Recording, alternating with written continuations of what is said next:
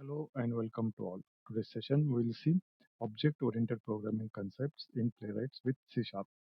Okay, so before we proceed, first we'll understand why we required object-oriented programming concept in Playwrights. Because if we use the object-oriented concept in Playwrights, okay, so our scripts become scalable, maintainable, and reusable. Okay, so when we design any framework, okay, it may be hybrid framework or form design pattern framework, okay, then also maintainability perspective will be easy to maintain and it will be more stable in CI/CD pipeline. Okay.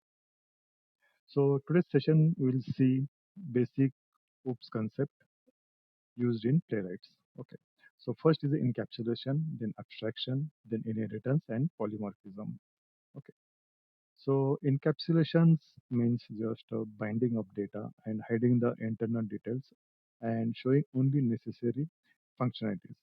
Okay, so in Playwright, what we'll do, we hide the locators and shows the only actions. Okay, so here I give the one example.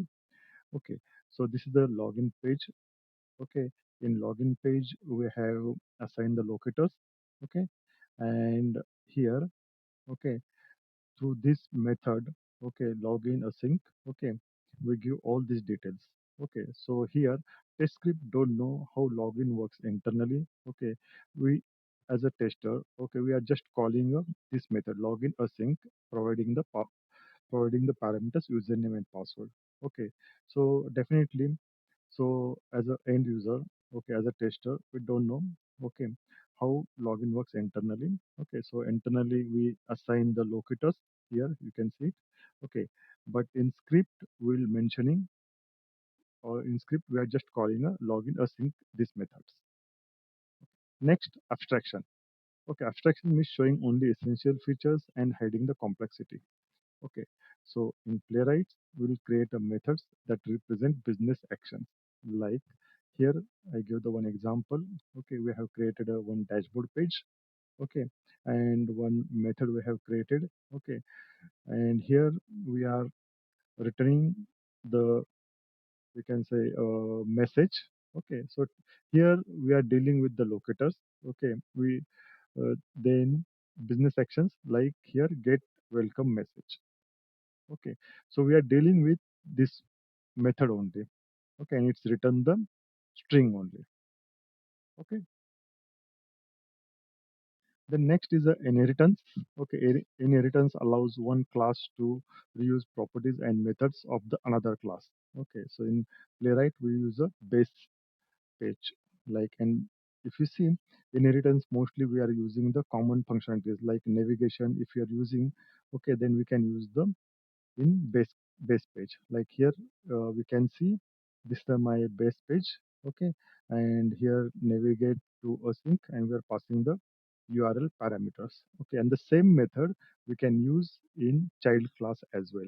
Okay, so here we can see like this avoids the duplication of the code. Okay, that is the reason inheritance is useful. Okay. The next, polymorphism. So polymorphism means same method name we can use in different place or it is a different behavior. Okay, we use method overriding or interface in Playwrights.